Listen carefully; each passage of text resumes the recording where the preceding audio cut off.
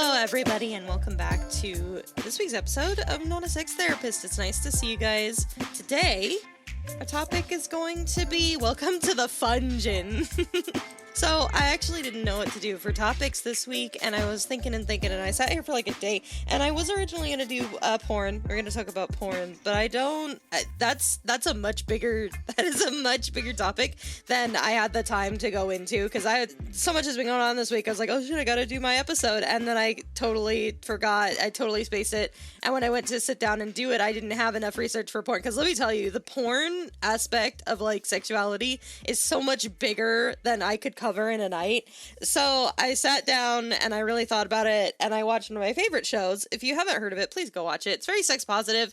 It might teach you some things. If there's something I go over that you don't understand or you don't want to listen to or anything like that, you can find How to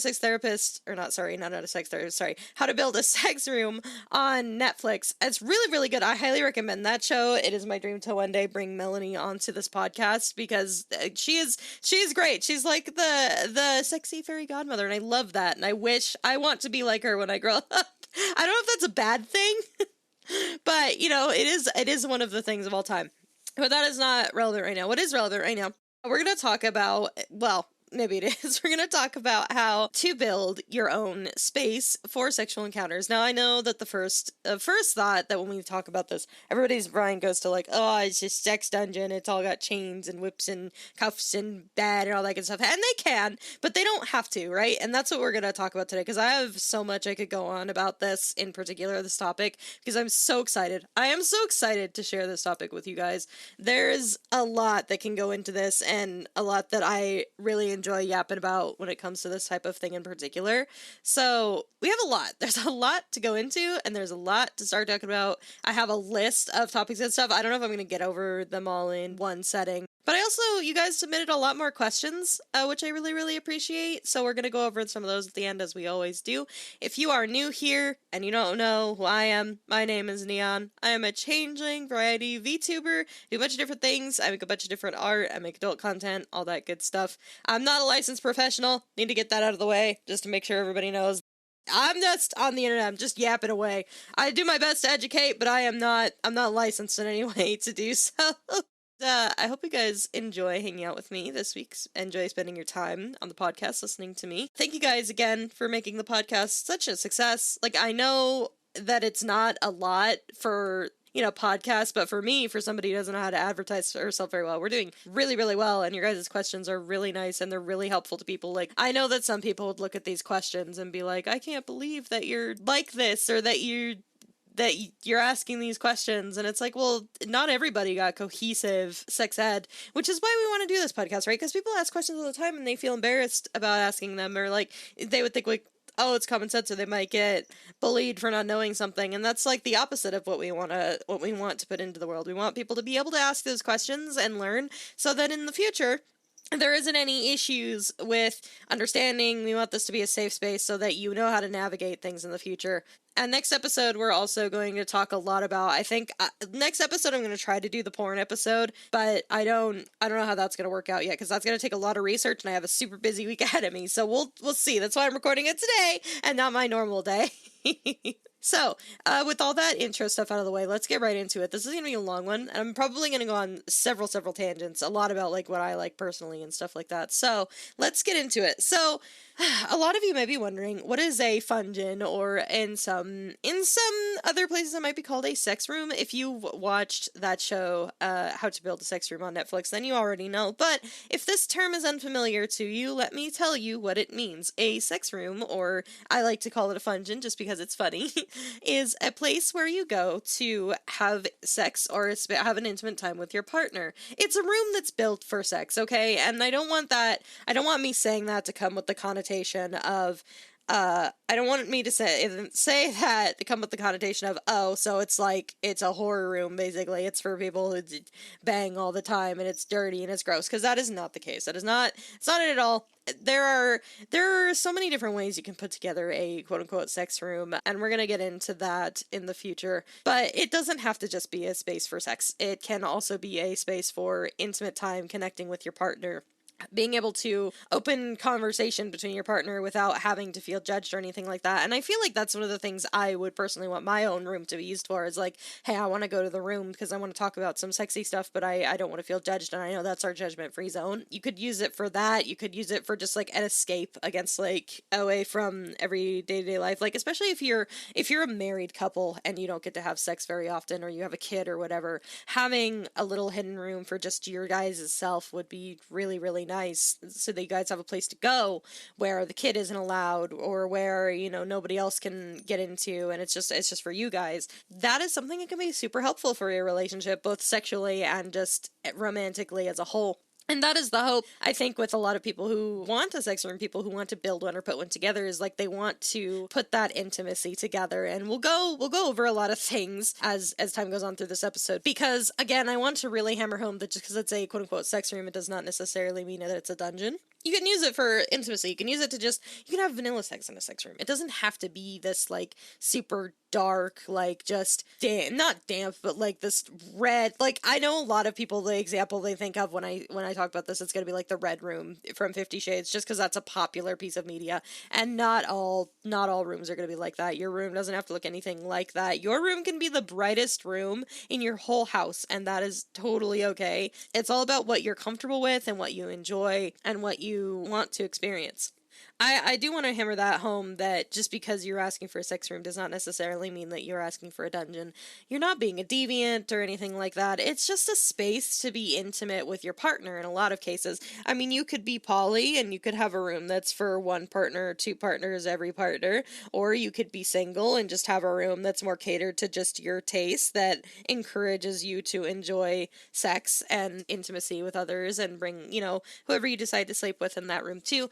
It's such an interesting concept to me, and something I'd love to touch on and explain and talk about with you guys a little bit more, just because it is so personal. It is something that is so, you know, you explore it on your own, and if you find a designer, which I know not everybody can afford a designer, I certainly cannot, no matter how much I may wish I could someday, but it is helpful to know things like, what do you like? Do you like the way things feel? Do you like the vibes? What kind of aesthetics would you want in a room built for sex? Because, like, there's a difference between an aesthetic that you like and an aesthetic that you would like in your bedroom, if that makes sense. For example, I personally really enjoy the cyber aesthetic, but that's not something I would ever really wear or put in my sex room because that's not the kind of vibe I want. I don't want that, like, almost mechanical feel in the bedroom. I want that feeling, that gushy, the vibes, the low neon, the low night vibes. That's the kind of vibe that I want in my sex room. But we'll get over all that in a minute, because we're gonna go over all that.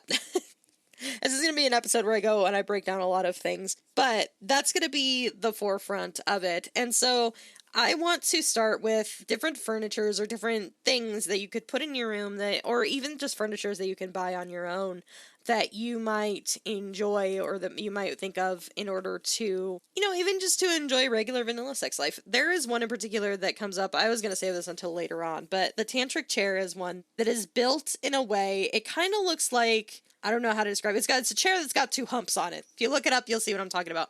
But the tantric chair is something that is designed to make sex easier. It doesn't necessarily have to just be for BDSM couples or anything like that either.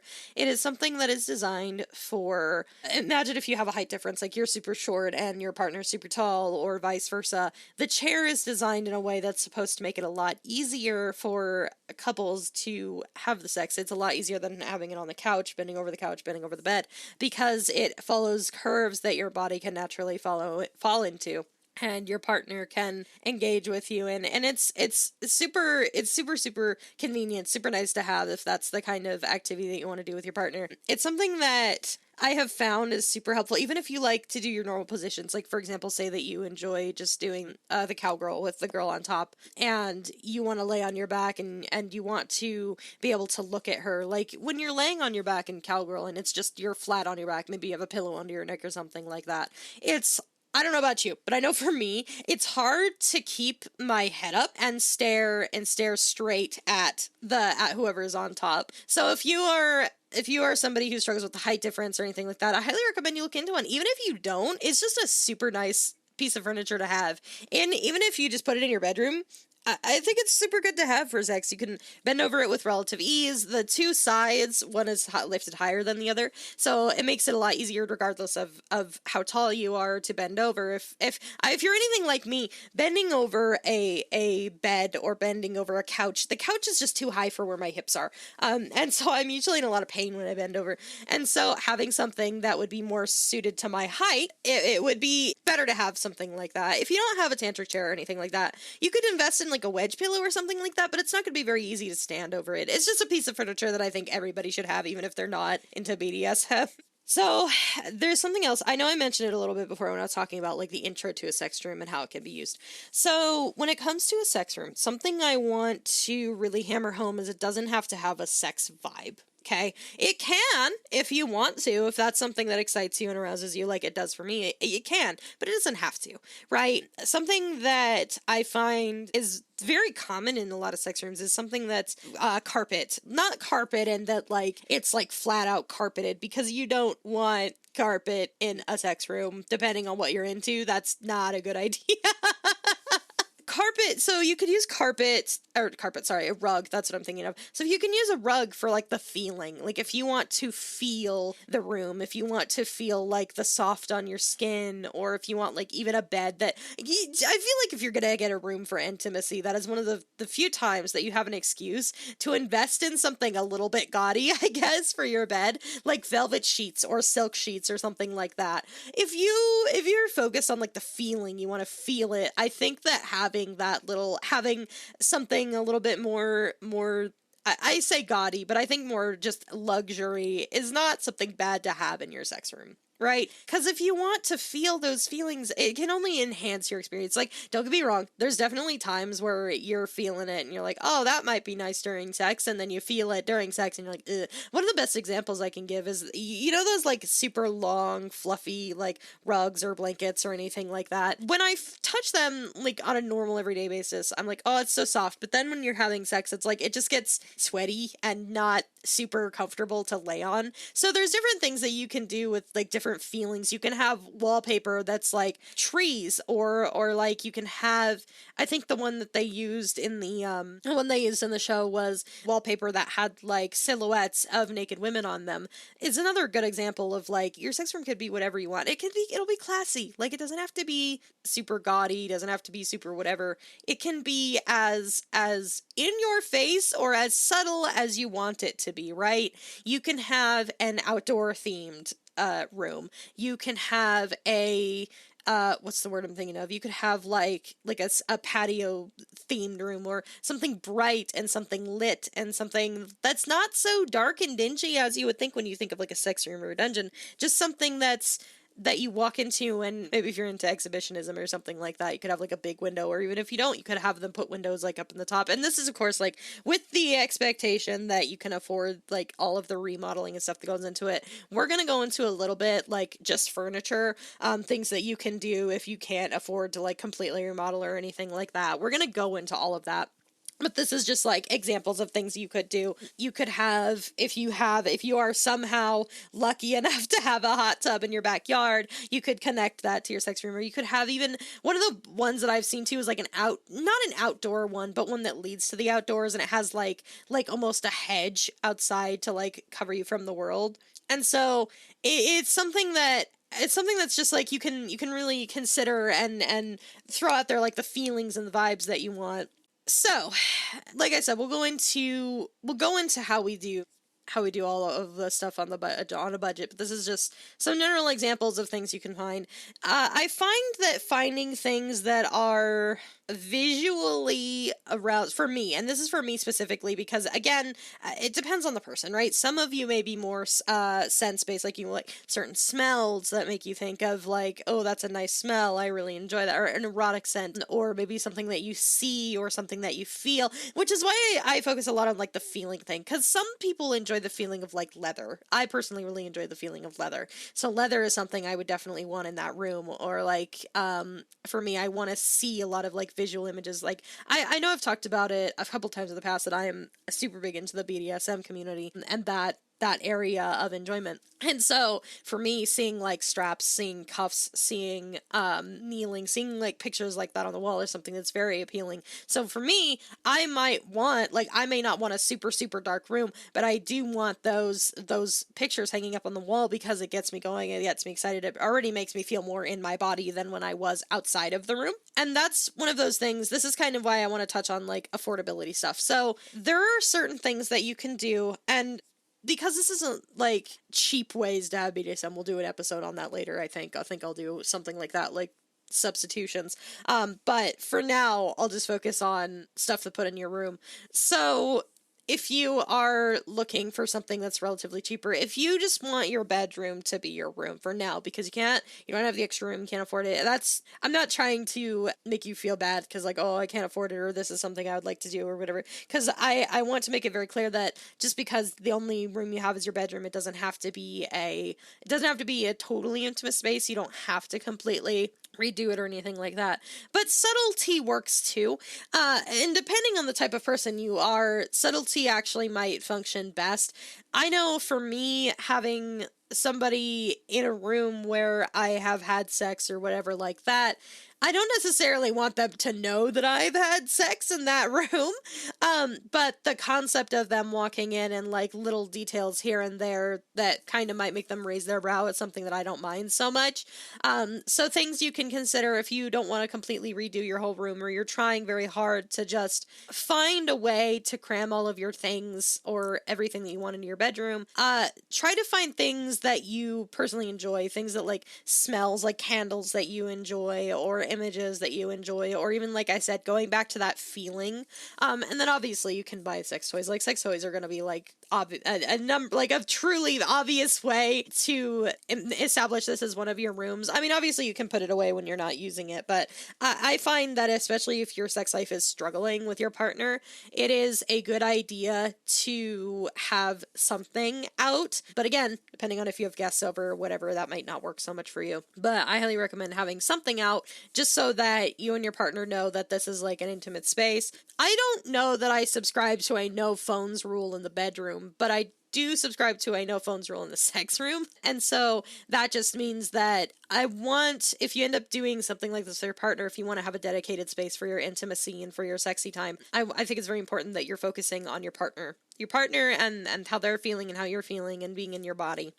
Now, I think that a lot of you, if you are with a partner, all this stuff, it's not going to be very easy to get a hold of a lot of, quote unquote, designer things. But I would caution you to avoid cheaping out. Okay. And I say this as somebody who already has and has it was bad. It was a bad experience from it. So not that long ago, I bought myself a ball gag, right? And, for those of you who don't know, a ball gag is a gag. It is usually I say, because not all of them are like this, a leather strap with a plastic or rubber ball in the center of it that usually, if it's well made, is held in place by some kind of straps, by some kind of metal rings, something. The ball is held in place. I bought one that is plastic, and it has the leather strap, and the other downside to it is that the ball itself moves around a lot. It's just a hole cut into the plastic ball, that you're supposed to put in your face. And the biggest complaint that I have with that one is because the ball is moving around, it's very uncomfortable and not in a good way. Like, I know the idea of a gag generally is appealing to some people because of the soreness that you feel after the fact. Like when it's in your mouth, you're already like your jaw is open, and it depends too. There are different sizes, and I personally think I need to downsize because it hurts my jaw to a point where it's uncomfortable, and that's not something you want. But I digress. So trying not to cheap out prevents, like with me, that ball gag pinching my cheeks when I'm even just existing, like not even moving around a ton. It's just because of where it's sitting in my mouth and because of the way it's put together in the strap that it's very uncomfortable, and it's not something that I enjoy.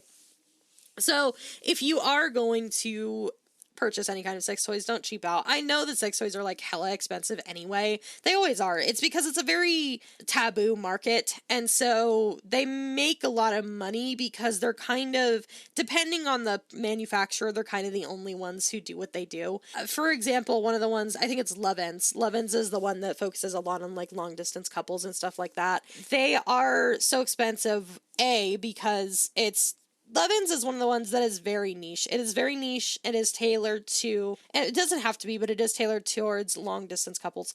And so because it is tailored towards that niche market, it's a lot harder to get a hold of. Sex toys in general, I mean, you have to have good quality items too, but I do feel that a lot of it is artificially inflated just because it is one of those taboos. Like, you don't need this and therefore we're going to inflate the price. You know what I mean? It's kind of one of those things. And I'm not sure about training kits. I'd have to look into training kits and see how much they cost. I think the last time I looked, the one I saw was like $50, and that was like the simplest, the most, like, that was the most bare bones kit that you could find. It's just a matter of finding something that works for you. And if you can't find something that works for you, there's lots of other alternatives. And like I said, I'll probably do an episode of like BDSM on a budget, and we'll talk about things you can substitute that are still safe. But for now, I would say if you are going to invest in any kind of sex toys or anything like that, please don't cheap out, because it's going to be a not great experience. Oh, and the other thing too, and this is just for like in general, I know this isn't really related to the Fungeon discussion, but if you are buying sex toys, don't buy lube that isn't built for your toy. I think it's silicone-based lube is the one that I'm thinking of. If you use silicone-based lube on silicone-based toys, it can cause the toys to dissolve, and that's not good for you. Don't do that. It's not good. It causes bad things to happen. And the sad part is there's not a whole lot of research on other materials and stuff like that. So a lot of what the sex toy industry does is take research from like the pediatric industry as far as like things that are safe for kids, things that are safe to put in your mouth, things like that. And they use that information to then create their sex toys out of those same materials, because there's just not a lot of research that goes into sex toys in general. It's very unfortunate, but it is the truth. So the more you know. But getting back to on point, if you want to buy something like cuffs, or if you want to buy, like I said, if you just want furniture, if you want something that makes it easier and you're not necessarily into the BDSM aspect of things, I highly recommend furniture that gives you like a feeling that you enjoy, something that you connect with erotic sense, or something that you enjoy. It doesn't have to be like a sexy thing either. It can just be a sensory thing. If you enjoy the feeling of like velvet, that is something you can have in your room. I wouldn't make it like something that you lay on and you have sex on, but I do think that it's a nice accent to have if you want to have something in your room that you can just feel. You know, it helps you get more in your body if you're focusing on the way that things feel around you, the way that things look, the lighting, all that good stuff. Those are like the vanilla, the tantric chair, and then like sex toys. You can be vanilla and have sex toys, and I don't know if anybody needs to hear that, but for some reason I feel like I should say it. Being vanilla does not mean you're not allowed to use sex toys. Another thing I really want to hammer home is sex toys are they're your friend. They're your cooperator. They're not your enemy. I see this a lot in both men and women when their partner is using sex toys, or their partner is asking about sex toys. I often see this mentality of, well, I mean, shouldn't I be good enough for them? I don't know why they need a sex toy to get off. And it's like, it's not. Your sex toys are not there to replace you. They're not there to make it, they're not there to take your place. Sex toys are there to help you and to enrich and enhance the experience. I see it a lot on both sides. If a man uses a fleshlight, then obviously his partner feels that she's inadequate, or vice versa. If a woman is using a vibrator or a dildo, then obviously her partner is inadequate, and it's just not the case. A lot of it just boils down to you guys. I think it's important that you guys, I mean, obviously I talked about it before. Cheating is whatever you guys say cheating is in your relationship, but I don't think you should look at sex toys as something that is bad, or something that is meant to undermine you or anything like that, unless you're into that, in which case go for it. But the use of sex toys is not something that is not, like, you can still be vanilla and use sex toys. It's just there to enhance the experience. I want you guys to have the best sex possible without compromising your comfort level or compromising your enjoyment of something. And that is something you can talk to your partner about more in depth as you go on. But important things to keep in mind is that sex toys are something that I think are worth looking into. It's kind of hard though, because like I said, you don't want to cheap out, because if you buy something that's cheap, it really shows, and it's just not an enjoyable experience, unfortunately. And they break easy. Like, I've broken a handful of sex toys just because they're super cheap and poorly made. But that's, like, for the vanilla side of it. Obviously, like, you can do candles. If you can afford candles, try doing scents that you really enjoy. Decor, obviously. So just, if you need something that... I think it's something important that's, like, something you're feeling in your body. Something that makes you feel something. Like, come closer to just be more in your body, for lack of a better term. Just that's a really big aspect of sex in general, is to really be in the moment and really be in the feeling. It's very freeing in its own right. But I digress. All of this was kind of off topic. Other things that I highly recommend, and these are like Neon's personal recommendations, things that I would want in my room, and things that I know that isn't for everybody, but things that I personally prefer. Now, I don't know if you're anything like me, but if you are, you like having to do something with your hands. This is why I like to be tied up, bound, whatever, because I like to move my hands around. My hands need to be doing something. It's just a thing that I have. So, when I'm put in, like, leather cuffs or something like that, I really struggle because it's usually my wrists and not my hands that are doing something. I need to be able to be doing something with my hands. It's just the way that I am. It's distracting if I don't have them doing something, restrained, whatever. So, what I personally recommend are suspension cuffs. They don't have to just be for suspension. They just, that's what they're built for. And what suspension cuffs do, there's a bunch of different kinds, but what they essentially do is, instead of putting all of your weight on your wrist, like if you were being suspended, instead of putting all of your weight on your wrist, what it does is it spreads out the pressure throughout your hand. So usually what it does is it wraps around the bottom of your wrist, and it comes up and it will wrap around your hand, like in that area between where your pointer finger and your thumb is. It will wrap around in that area, and then come up to maybe not your fingers, but maybe to your knuckles. And so what that usually does is it provides you with something to hold on to. The ones that I personally prefer, which is not the ones where the leather goes around, it's the one where there's a strap wrapping around your whole hand, just about, and in the center of it, there is a leather strap that is folded over a metal bar, and you wrap your hands around that. Those are my personal recommendations. I think that name is just suspension cuffs, yeah. So you might that description was really messy, but if you end up looking for it, I can always post them in my Discord or on my Fansly or whatever if anybody's curious about what I was talking about. But those are the ones that I recommend because I enjoy having something to do with my hands. Like I said, I'm one of those people I get very distracted if my hands are moving around doing their own thing. Even if I'm restrained, if my hands are not able to grab something, do something, I get very sidetracked. So that is something that I personally really struggle with, and those are cuffs that I highly, highly recommend that you have. And like I said, they're not just for suspension. That's their job. That's why they're made the way that they are. But you can still attach them to, like, your headboard, to any other kind of restriction furniture, anything like that. You can always hook them up to something. One of my personal favorites is, and I'm glad I segued into this, is the St. Andrew's cross. So for those of you who are like me, for a long time didn't know what the fuck that thing was called, where they have you spread eagle on the bar, essentially that's called a St. Andrew's cross. And what it does is it essentially puts you spread eagle. You can attach cuffs to the top of the X and to the bottom of the X, and that's where you can use those suspension cuffs or cuffs of your choice. You can use rope if you prefer. You can attach your cuffs to that, and then you can't move, but you're still spread eagle and you're still on your St. Andrew's cross. I do believe that there are some that function as an inversion table as well. So you can stand on it, you can lay on it flat, you can lay on it upside down. There's all kinds of options for you out there depending on what you're into. But those are the two that I would highly recommend like to well, the tantric chair too. So I guess the 3 pieces of furniture that I highly, highly recommend. If nothing else, I highly recommend the tantric chair if you can afford any kind of furniture, because that will make it so much easier for you to have sex. You have no idea. It's better for people if you have a height difference, but if you don't have a height difference, it just makes it easier to like look at your partner while you're having sex or get into those positions that are a little bit more comfortable.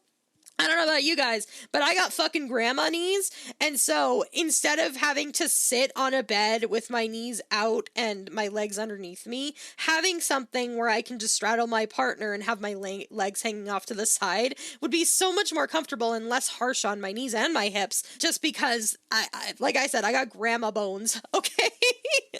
So I gotta have that. It's something that is super, super useful if you have like joint pain or anything like that. It's going to make it a lot easier to have sex in general. Highly recommend it for anybody. Like anybody. Doesn't have to be for BDSM. Doesn't have to be like, even if you just want some funky fucking furniture that's also meant for sex in your living room, tantric chairs are great. Comes in a bunch of different colors.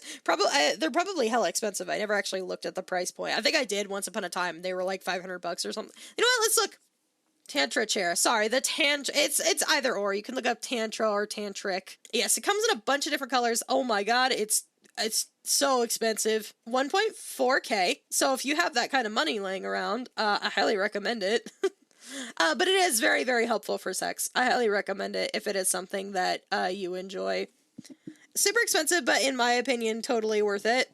Totally worth it for the ease of sex. And like I said again, it all boils down to that it boils a lot down to not having that free access to sex, and like things that are specific to sex often are more expensive anyway, because like obviously you don't need it, but it's a really good investment to have. And if you can't afford that, get a fucking wedge. Get a wedge. And I don't mean like a wedge and like something small either. Depending on the kind of person you are and what mobility you need. You might need a super thick wedge. You might need a super thin wedge. There's all kinds of pillows that are much, much, much more affordable. I highly recommend that as well. If you need something to replace it with, and like I said, I'll go more in depth on that on BDSM on a budget. So what I'll probably do, I'll do BDSM on a budget, and then I'll do like full scale like things that I recommend, which I guess is that's what this episode is. Never mind. Anyway, so there's that. And then now, like I said before, I know I've touched on this a couple of times, many times, throughout doing this episode in particular. Your vibe is very important, right? Some people don't want to have sex in a room that is dark and dingy and feels just heavy, I guess, for lack of a better term. I'm one of those people. As much as I love the BDSM scene, I don't want to be in a dark room having sex all the time. I personally like natural sunlight and everything like that. If I had the choice, I'd like to have some kind of like, I want the walls to be not necessarily bright, but I don't want to be in like a dark, dark room. I don't want black walls. I don't want red walls. I don't want, velvet on my walls. I want something that's comfortable. So when I touch on the topic of BDSM rooms, I'm talking more the intimacy side of it. I talked to my girlfriend about this in the past too. She's not super into the dungeon aesthetic either. So we would have something that's a little bit brighter, but still pretty kinky. And that is something that we're still working on, like figuring out what exactly our room would look like. Because we both have very, very different aesthetics as well. And that is something too that if you end up investing in one, if you end up ever in a situation where you can get a hold of one, it's important to talk to your partner about things that they like, things that you like. Try to meet in your middle ground, Try to find things that you both think that you could enjoy visually. Or, you can try to... I think it's important to try to incorporate elements of both of you into the room. So, like, if somebody likes something super hexagonal or super geometric, you could put that in accents, whereas like the overall room is kind of rounded and elegant, and then like on these little accents that are supposed to be focal points, they can be like the jagged, rigid, like geometric feel. It just depends on how you and your partner want to do it. And this is probably going to be one of those things where if you do end up doing it with your partner, it's probably going to end up being something that might be a little bit straining on your relationship, depending on how hard you come to blows over things like this. But I think in the end, it's going to be really worth it. I think you're really going to have a good time. It's just a matter of, it's just a matter of whether you guys figure it out and if you guys are both satisfied with the way that it looks. And like I said, doesn't have to be all dark, doesn't have to be all bright. You can have half and half. I know that there are some who have like one corner is more for like the sensual, sexual, like more softer side, and then other people have rooms on the other side that are like hardcore, like this is the area where like shit goes down kind of thing. And as always, it's very important to remember to be aware of your partner's limits, boundaries. You can design with in mind the like, okay, this is what we really enjoy doing. This is stuff that I'd like to do. You can design around that and design around the safety aspect of it. But those are things you can touch on whenever you go ahead and put them together. And I highly recommend, I know I talked about it in the beginning of the episode, but I highly, highly recommend checking out the Netflix series, How to Build a Sex Room, because it might give you some ideas about not only like what you would enjoy in your room, because I don't know if you're like me and you like to come up with things like, even if you can't afford it, it's fun to put shit together. That's how I kind of look at it. But it might also open some questions about yourself. It might open that line of communication between you and your partner, and you may or may not agree or disagree. It's something that opens that line for you guys to talk about. Even if it's not about a room, it might open the conversation about your fetishes, things you like, things you'd like to try. Which is the other aspect of this that I want to get into, is exploring yourself sexually. Now, I know I talked about this in Fetishes and Kinks. I know I talked about this in Am I Not Gay, or maybe Definitely Not Straight, or whatever. The last episode that, I don't know, whatever episode it was, I know I talked about expressing yourself sexually, figuring out what your kinks are. I find that in doing something like this, even if you are just throwing together a Pinterest board of ideas, it can open up the conversation for you and your partner to discuss things that you like that you may not be comfortable or know how to approach normally. Of course, it requires you both to be actively participating, which you should be doing anyway when it comes to sex. You guys should be actively communicating and trying to figure out how to put things into this room that you both enjoy, and it can really open up a space. Like, for example, if you put a neon light, I saw one when I was looking through that said something like, well, don't just stare at it, eat it, and it was a picture of ass or something like that, right? And that is a conversation where if you're not really sure how to approach it with your partner, you could always throw that in your board and then say, hey, I added some new stuff, will you take a look at it? And they could ask, oh, are you interested in this? And of course, I always say it's better to be direct with this type of thing. It is always better to make sure that you guys are having those conversations. Sometimes it can be really hard, and maybe what you can do is like, hey, I added something in the Pinterest board that I want to talk about.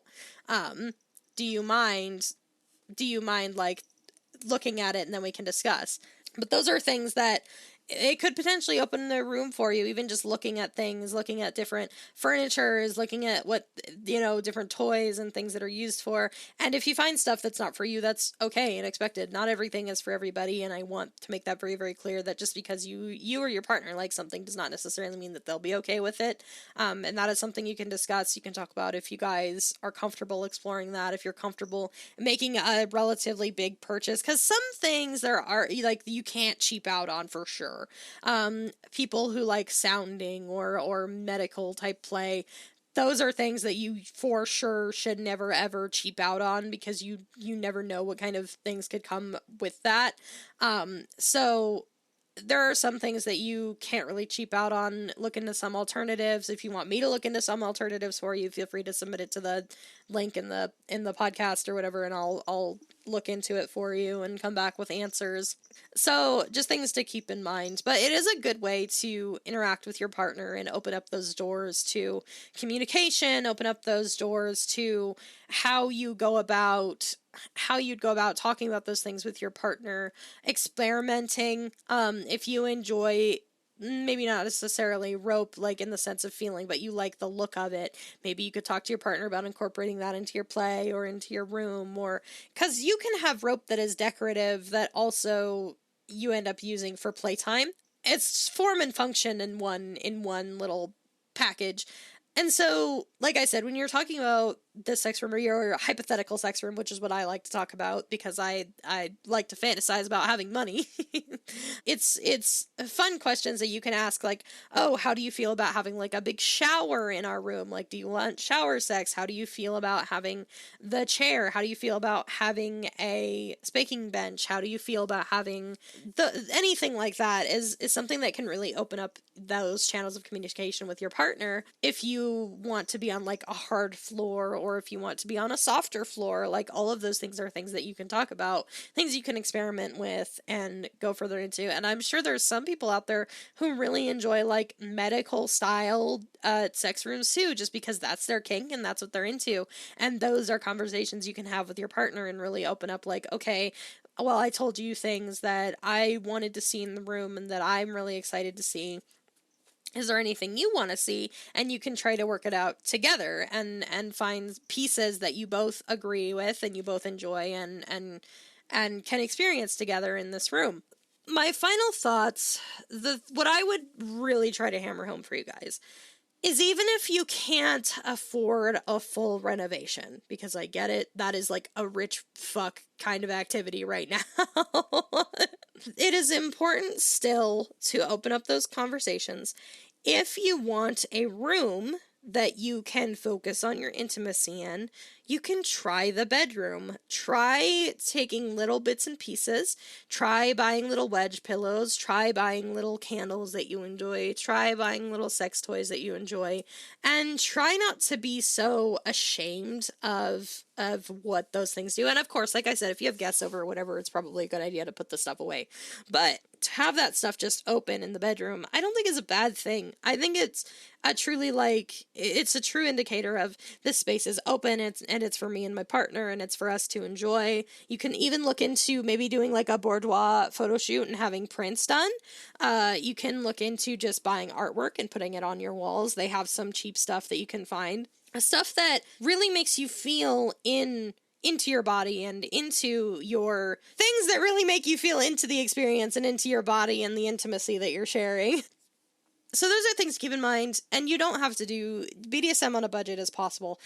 Not everybody, including myself, is lucky enough to be able to have a room dedicated explicitly towards intimacy. And like I said, we'll do BDSM on a budget on a later episode, and I'll go more into like things you can do to your room, things you can do to spice it up, ways to rearrange it, ways to really bring it home and make it your own space. I know that the tantra chair that I mentioned is hyper expensive, but it's so good for you if you are somebody who struggles with like height differences, or somebody who struggles with me, like I said, with bending over your hips, run right into the furniture, which if you enjoy that, great. If you don't, then yeah, it's just the way it be, And like I said, you can always look into other alternatives, and I will look into other alternatives as well for the next episode, and we'll go from there. All of this to say, make sure you're being open with your partner. This might be a way to open that conversation with your partner. Make sure that you are open and you're willing to talk about these things and explore yourself and your sexuality, and try to find things that you find are really enjoyable for you. Find things that are stimulating visually, tactilely, things you feel, things you smell, things, music, things you hear. Try to find things that are enjoyable for you and that you can bring home and know that this space is an intimate space, and try to figure out what that is for your partner too. Try to build a space for you guys to be intimate, to open conversations, to, even if it's like I said, your room doesn't necessarily have to just be for sex. It can be a room that you go to and be like, this is our intimate space. I can talk to you about whatever with no judgment. It can be your oasis, your escape. There's tons and tons and tons of stuff that you can do. And I know that, like I said, it's kind of hard for anybody to actually fully invest into one of these sex rooms, especially now. But I do want to break apart that stigma that if somebody says like, oh, I have a sex room, or oh, I have a room, or like a dungeon, I want to kind of break that stigma and open up your mind about what it could be, because it doesn't necessarily have to be a dark, dingy, uncomfortable place. It could be a very inviting, comfortable, but still sexy room. And those are things that are important to keep in mind as you venture forward, because I know, like I said at the beginning of this episode, I know that what people think of when they first hear that word is like the Red Room in 50 Shades, because that's like one of the most popular media representations of it, which is not a great representation, by the way. I want to throw that out there. Not good for you. Don't have sex like that. But it is one of those ones that is out there in the public eye, and because it is in the public eye, it is the one that people see the most, and I don't want people to think it has to be this dungeon or this uncomfortable space. It can very much be a very intimate, very loving, very open, very bright space, depending on what you and your partner decide to do with it. And like I said, it's hard when you don't really have an extra room, but I think that in that case, you can always add things to your bedroom or to the space where you spend, a good chunk of time together in, where you can focus on each other. I think that's still possible to do, and I highly recommend it, and I highly recommend opening those doors for each other. Being the first one to speak up often will have a better effect than you think it will, unless you're with the wrong person. I mean, of course, they might be shocked, they might be a little scared, but I think that can be a normal reaction depending on what you're telling them. What's important, though, is to make sure that you are keeping that space open for them. Make sure that you're talking to them, you're making sure that you're touching base, you're making sure that you know what's okay, what they're interested in, how they'd want to go about it, all that stuff. Consent is also a very big part of the sex room and everything like that. So make sure you're keeping all that stuff in mind. And that's going to be where I leave off on that conversation. I'm going to go ahead and pivot now to questions that you guys have. I'll open it up to chat if they have questions for me. I'm going to go dig through the questions that you guys sent in. And I do believe there was one I actually wanted to touch on that somebody asked last week. I don't know if I still have it. I don't. But the question that was asked, I believe, if I remember off the top of my head, restraints that are made to be broken out of. So what I found in the research that I did is there's nothing really built for that in particular. And I think it's because when you're having rough sex, you wiggle a lot and you break out a lot. So what you can do instead is you can use a lot of you can use cuffs that instead of strapping closed, it's traditionally how they're closed, you can use fishing twine to try to close them up so that if something did happen, you can break out of them, depending on the amount of force you need. Saran wrap is also a good alternative. Don't wrap it super, super tight because it'll be hard to break out of, but it is another one that you could do. Velcro is also one that you can use. It just depends on how much wiggling around you do and what degree of strength you need, but those are alternatives you can have if you did ever need to break out in a situation that was unsafe or something happened and you had to get up and move around.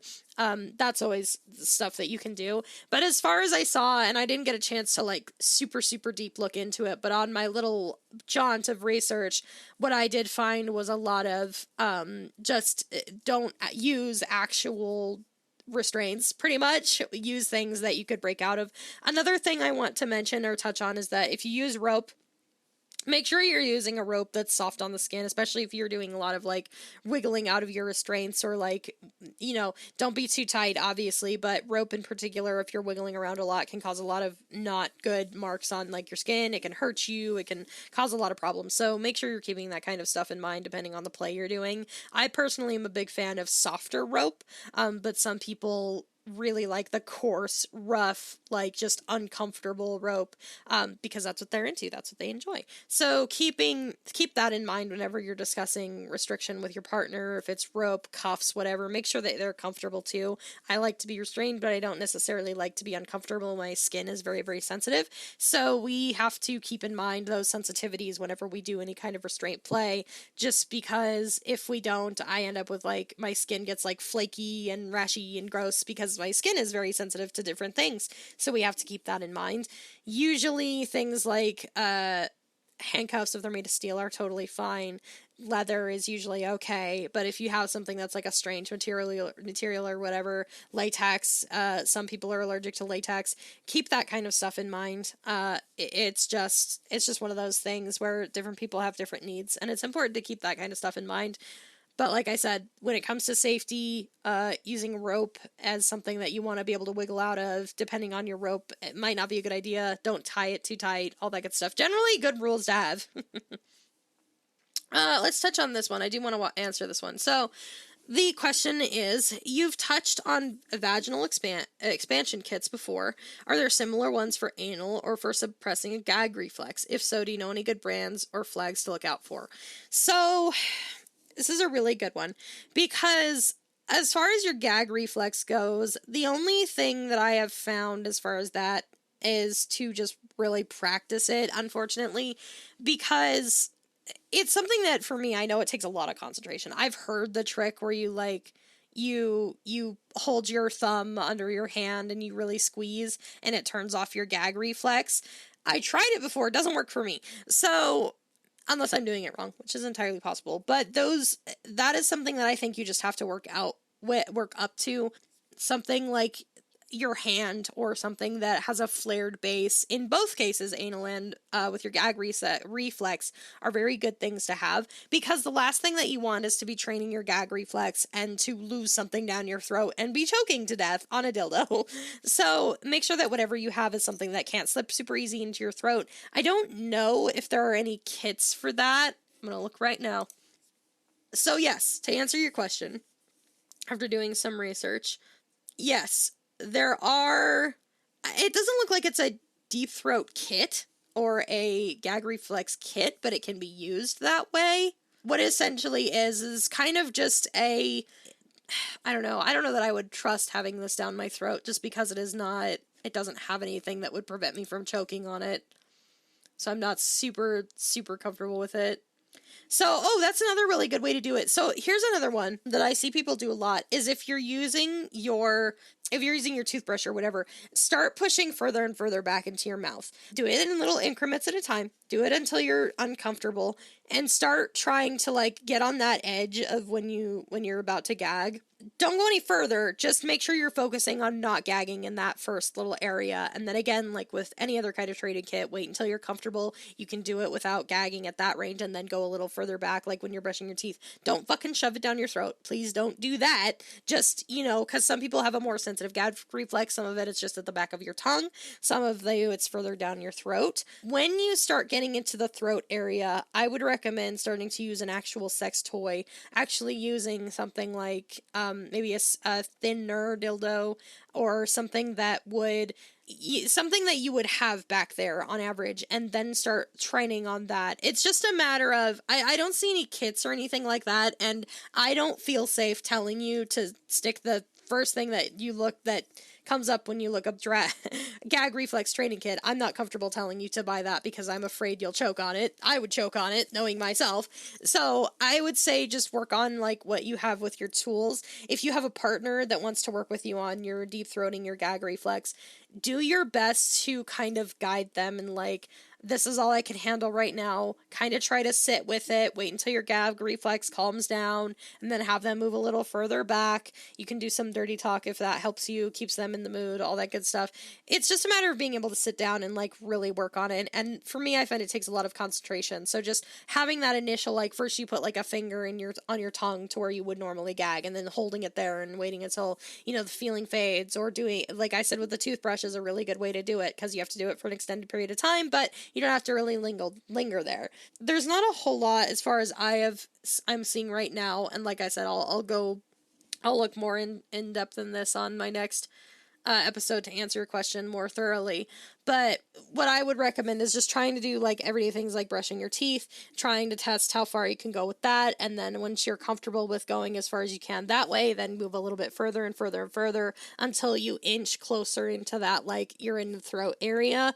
That's once you get into the deep throat area, that's when I think you need to start asking your partner for help or using a toy. There doesn't seem to be any kind of like deep throating kits that I have found. That's not to say that they don't exist. I just don't know where to look for them right this second, and I will look more in the future and answer this more thoroughly in the answers on my Discord. So what I'd recommend is just taking baby steps. Use your toothbrush to start. Once you start getting more and more comfortable, please don't choke. My fear with any kind of thin object is that you're going to lose it down your throat. And I know that sounds like, I know people out there are thinking, well, I'm not a toddler. I know. I'm not a toddler either, but I've done it before. I know I'm a clumsy fuck. Just please, for my peace of mind, please be very careful when you are testing out and pushing your gad reflex with anything like this kit that I found. It's listed as a deep throating training kit, but when you click on it, it comes up as something different. So please just be very careful with what you're putting in your airway, because I don't want you to choke. I don't want you to get in any kind of danger or anything like that. Just take baby steps. Like I said, brushing your tongue further back if you can. Start working up to it. As far as anal kits go, they do offer anal training kits. Usually these look more like they do look like butt plugs, because that's what they are. You want something for sure. If something that you are looking for at is I know you asked about red flags. Something that is a red flag for me is if that anal training kit doesn't have any flared bases on any of its training pieces. You absolutely have to have a flared base whenever you're doing any kind of anal play, because I've experienced it even with something that did have a flared base, and I scared the shit out of myself. It is possible to lose things up there if you're not being very aware and you're not paying attention, and you're not, if it doesn't have anything to stop it from doing that, it will 100% slip up in your anal cavity. So please be very careful with that too. Red flag number 1, no flared base means bad. That is a no-no. That is a big no-no. You don't want to buy that kit. I would say the same for vaginal training kits, but with vaginal training kits, I don't think it's as big of a problem. But I could be wrong on that one. That is something I'll have to check out more again, and I'll answer more thoroughly in my Discord. That is probably the only one that I'm coming up with off the top of my head as a red flag. And being cheap, like I said, if it comes to anything like this, you don't want to be like, you don't want something that's super, super expensive. You don't want like a $300 training kit, but you also don't want a $20 training kit. Like I said, there are some things you don't want to cheap out on, and that is a big one. Most training kits also, if they don't come with lube, I wouldn't buy it either, because most training kits do come with lube, especially with an anal training kit. Some vaginal training kits, I think, comes with them as well. So that's another big red flag, is if they don't have any kind of lube, and if they are not flared at the base, especially if it's an anal training kit, because you don't want to lose anything. You don't want to lose anything up there. That would be bad for you. It's bad for everybody involved. Don't do that. It's not good for you. Oh, okay. This is a good one, especially with the episode that we are with the episode topic of sex rooms and everything like that. What's your opinion on the privatization of sex? I had heard that Times Square used to be very sex positive and encouraged discreet public sex, but that was overturned when it became a ritzy entertainment district. Do you think publicly denoted areas for sexual activities are better than the keep it in a room culture that's been built up? So this is a multi-part question. I'm going to ask I'm going to answer, in pieces. So my opinion, okay, let me start with the New York area. You're not wrong. Yes, there was once a time where, I think it was Times Square. If it wasn't Times Square, I know it was somewhere in New York, where peep shows, sex, like strip joints, all that stuff, gentlemen's clubs, all of that stuff was very, very prominent, very, very easy to get a hold of in I want to say it was like the 50s or 60s. I could be wrong on that. I'm not good with history, but I do know it was a thing. So that was once a time that was very easily to get to, very easy to watch, very easy to access, very easy to accept. I think it used to be like you could watch, there would be a girl dancing in the center of the room, and they would have these walls up, and they would have these, like the things you see when you go on like when you're touring the Grand Canyon or whatever, they have those visors and you stick a penny in to open it up. That's basically what they had for these sex shows. They would have women dancing in the center with a ring of these walled in viewing areas, I guess is the best way to put it. And you would slot a penny in, and you could see the woman dancing, doing her risque dance in the center of the room, in the circle. And so that is something that did happen, that was very prevalent back in the day.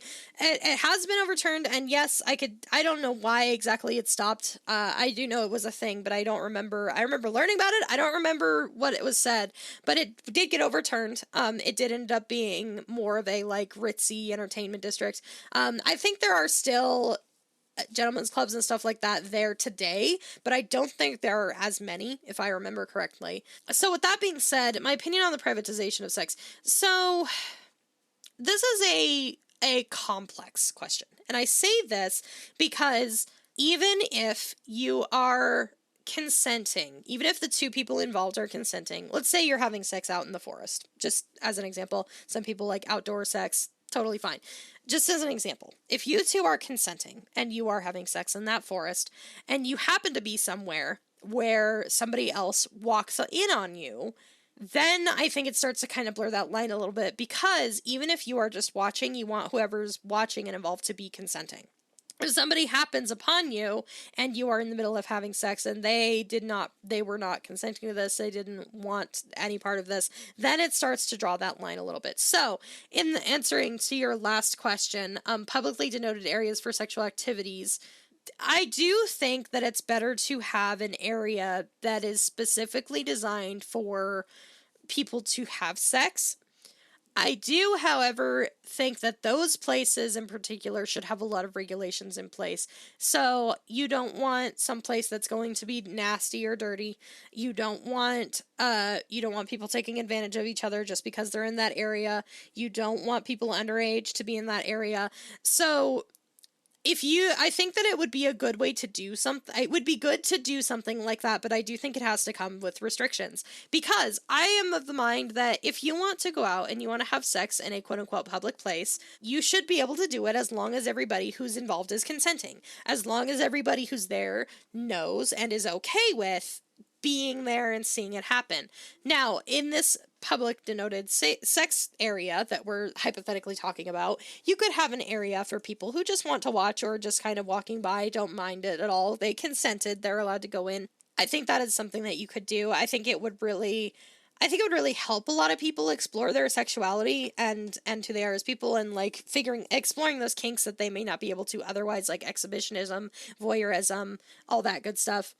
But, like I said, the problem comes in when there are risks of people being there who are not consenting, and that's when you start running into those issues. So yes, it is a public area that is denoted for sex, but I do still think that everybody in that area, or everybody who's partaking in that area, needs to be able to prove how old they are and needs to be able to consent, like write a written form, whatever the case may be. There are certain things that should be in place for that, but I do think it would be a good idea for people to truly express themselves and truly explore their kinks in a safe way, having people on standby in case something goes wrong. Again, whoever you're having sex with, whatever your partner, like, again, having those safe words is always a good thing to have in place as well.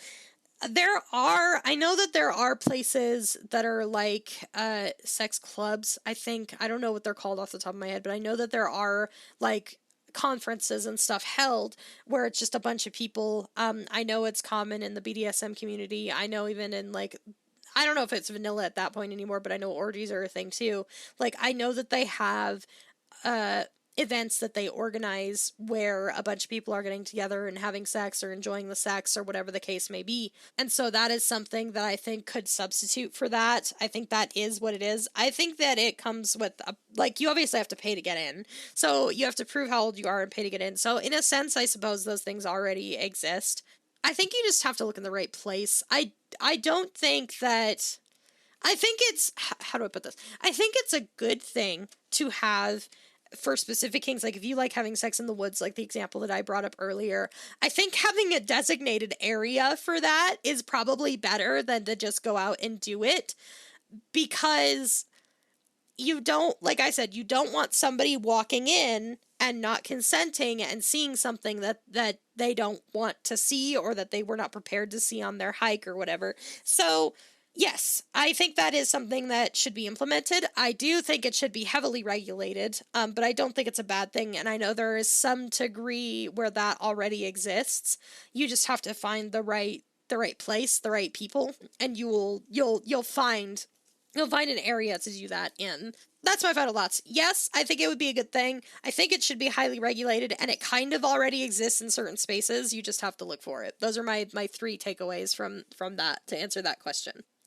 Here's a good one that I want to touch on. I know I already talked about consent. I know we talked about that a couple episodes ago, but the question is, how do you deal with feeling like the only thing that you can give to your partner is sex? So this is a bit of a heavy one, and one that I myself have struggled with in the past.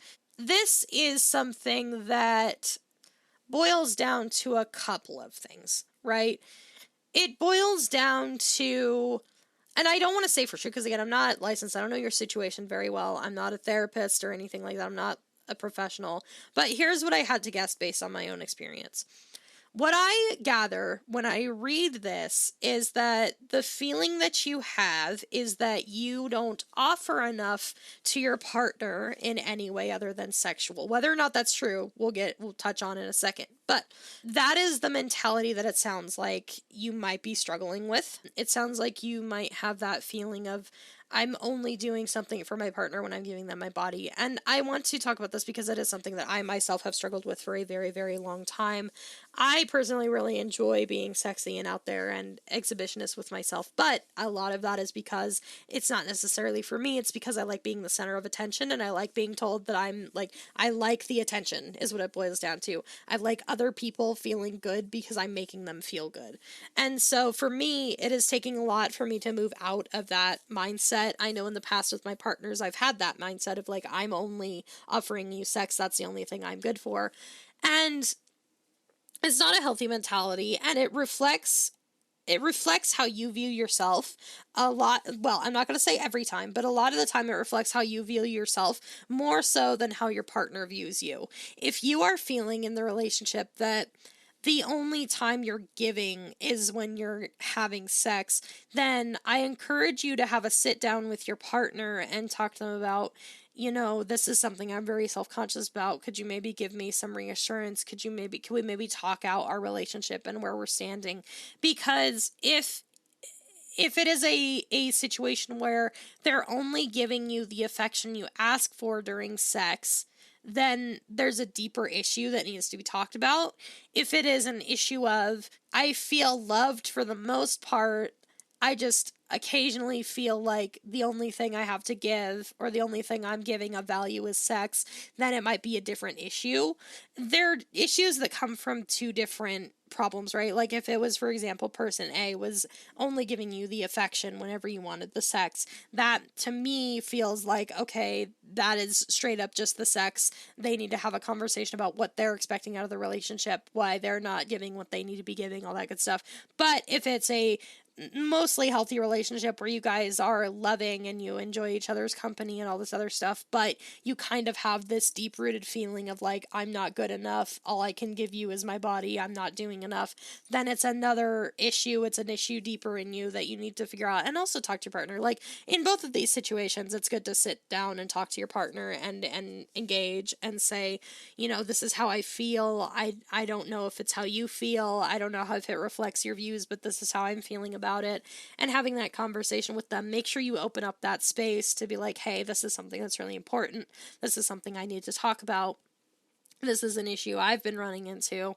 Is that something that we can talk about? Does it come from? And it might be, like in my case, I have to go see a therapist to talk about a lot of this stuff because a lot of it is more deep rooted in my past.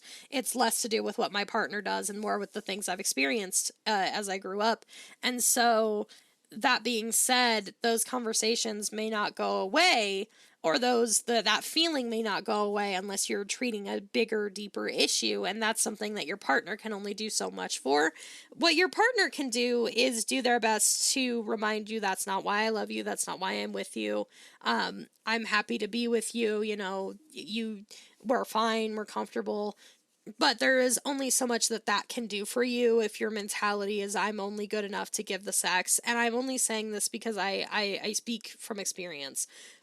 Excuse me. There's only so much that your partner can do when you yourself are the one that's seeing your only value in your ability to pleasure another human. And so that is something that you need to talk to your partner about, evaluate where the feelings come from. And it's going to be a hard conversation. I don't want to sweep this under the rug and say, oh, like, just do this, it'll be easy, because it's not. Especially if you're talking about things that you're self-conscious about, things that you're you're uncomfortable with in yourself, or things that you do that you don't, and you're not comfortable with, or that mentality that comes up every time you have sex. It's a very hard conversation to have to talk about, like, why you're sad or feeling negative, or why your needs aren't being met in the relationship. But it is important that those things are talked about, and that you do have those conversations with your partner, because ultimately it's going to lead to a healthier, better, not just sex life, but romantic life as well.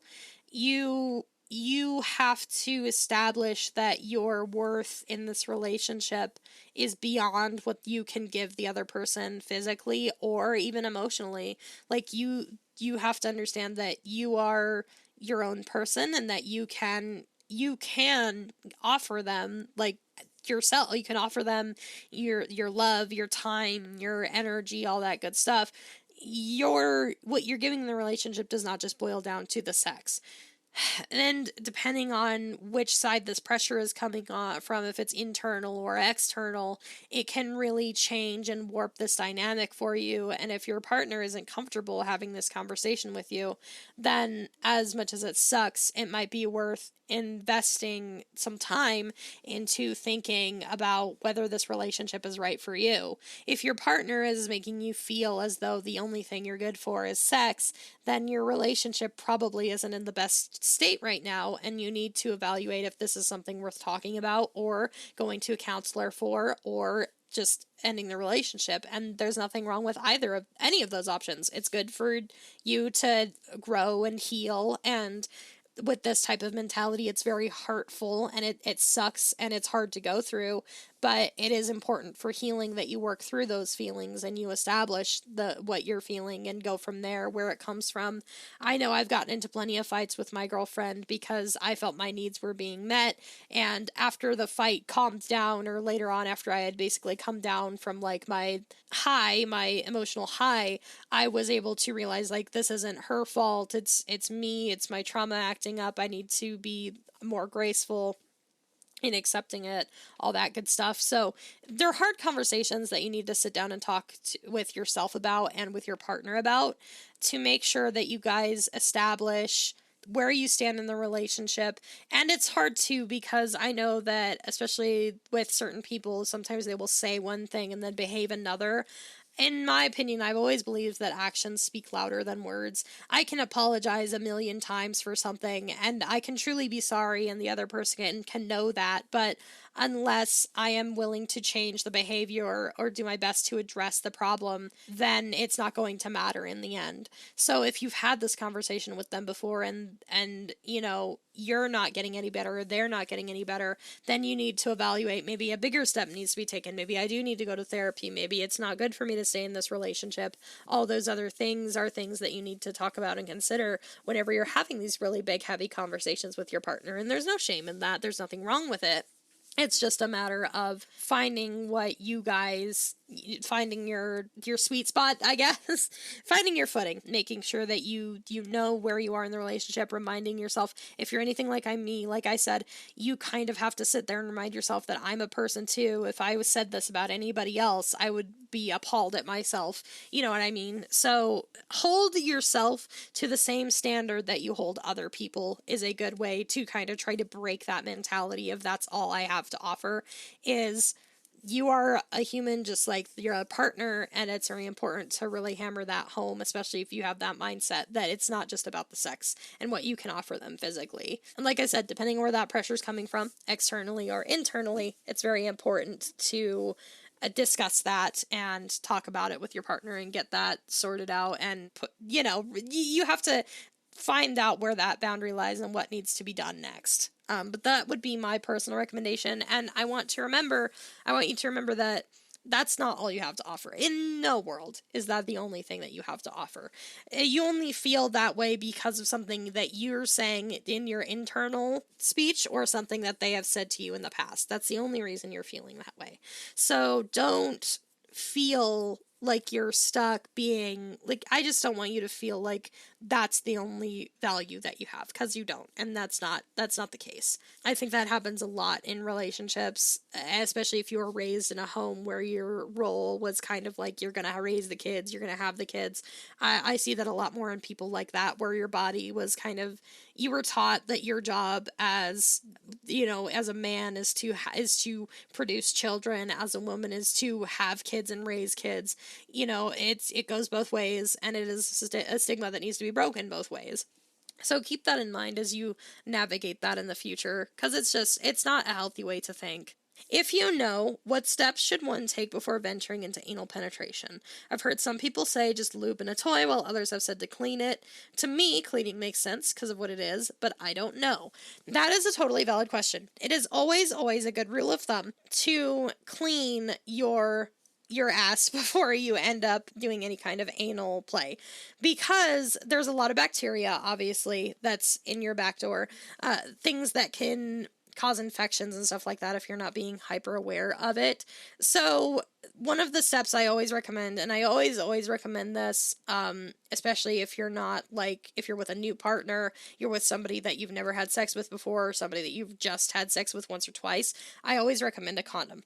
If you are at that stage where you're like, I don't need a condom because either one of you is fixed, you've done your tests, you're comfortable, all that good stuff, then what I would recommend is looking into enemas, if that is something that you're comfortable with your partner.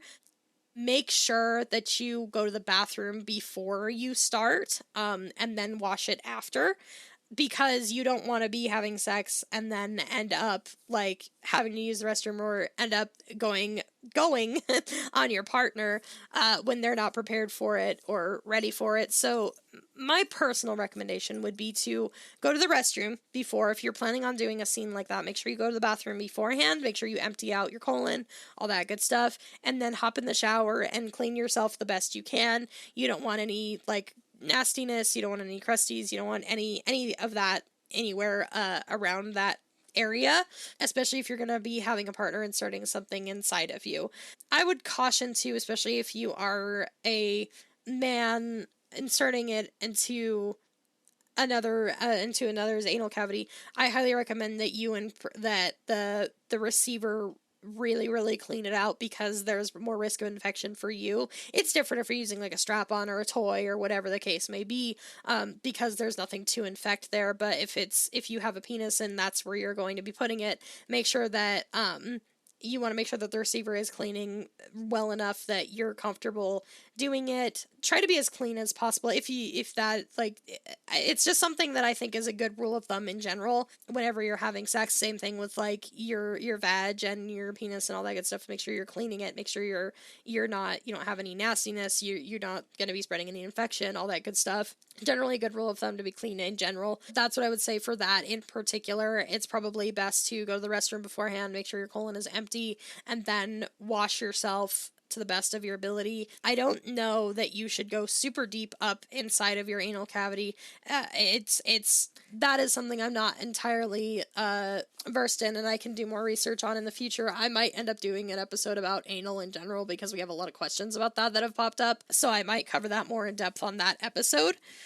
But something to keep in mind is make sure that both of you are being safe, both of you are being clean. Like I said, my go-to is always the condom, because you want to make sure that I say use the condom until you know that you're both clean. Make sure neither of you has any kind of STDs, STIs, anything like that before going condomless, or make sure that you don't have to have, or you have whatever birth control you're on. You're making sure you're super diligent with that, and then just just make sure you're clean. And that's the only piece of advice I can really give you, other than try to work up to it as well. Don't just, stick a whole peen in there if you're not ready yet. The anal kits, like I mentioned before, most of them are the shape of butt plugs. Make sure that you have lube. That is another really good thing too, is make sure you have lube. You want to make sure that you're cleaned out, and you want to make sure that you are properly lubed up, because it might hurt. It's going to hurt at first if you're not taking it like gently and with ease. It's something that's not familiar to a lot of people, and so it's important to take it slow and gentle. And some people prefer the feeling of like anal just because they like the idea of like somebody has to relax to allow you in. So those are things to keep in mind. Make sure that you have enough lube, make sure you're cleaning yourself, make sure you guys are consenting, both of you have your protection in place, both of you know what the plan is. If you want to experiment with fingers first, is also a good way to start, just to see if that's something you would even enjoy in the first place. I don't think you should jump right into, like I said, you shouldn't jump right into having anything bigger up there unless you know for sure it's something that you would be interested in the first place. And then investing in those training kits, making sure that you're washing yourself thoroughly before a scene, all that good stuff. Very important to note. I know there wasn't a whole lot. That was kind of it kind of gave me more ideas for a BDSM on a budget podcast idea rather than like the sex room podcast at all. But I do want to hammer home, it is very important that you have a place where you feel like you can be intimate with your partner. And it's very hard to do that if you have clothes everywhere, if you have, just junk everywhere, if you have trash, if you have food, if you have just clutter. Depending on the type of person you are and the kind of vibe that you want in your room, it can be very hard to feel like you can be intimate in a room where there's just a bunch of clutter and mess. So keep that in mind. If you end up making a space for you and your partner that's intimate, and we'll go over some of that in the budget stuff, make sure that you both make sure you have a place where you guys can just chill out. Make sure you have a place where you guys can rest, can be intimate, can open those conversations, it's a comfortable spot for both of you guys, because it is very important that both of you are comfortable in your quote unquote sex room, and not every sex room or intimate space has to be a sex room. That is just kind of what we're calling it right now. And like I said, I can go more in depth in each of these. I always say that at the end of every episode. I can always go in more depth and make an episode on each specific thing. So there's that as well. But yeah, so thank you everybody for listening to this episode. If you want to catch me recording these live, I record them every week on Monday at 10 a.m. EST. If you want to catch me on any of my regular content where we kind of touch on sex but we don't go super in depth, you can catch me on twitch.tv/changelingneon. I stream every regular work day, every business day, that same time, 10 a.m. EST. If you want to check me out, if you want to check out any of my other stuff, feel free to go to my link. That's changelingneon.card.co. That's changelingneon.carrd.co. And you can find all of my links there. You can find the link to the podcast, that link to the podcast. If you scroll down on the website, there's also a link to the Google form where you can submit comments, questions, concerns, the topics you want me to go over, all that good stuff. If there's anything that I said that was incorrect, anything that I said that you disagree with or want me to touch on further, please do not hesitate to submit something to that form, and I will gladly correct myself and I will gladly revisit it. Thank you all so much for listening, and I will see you all next week. Bye bye.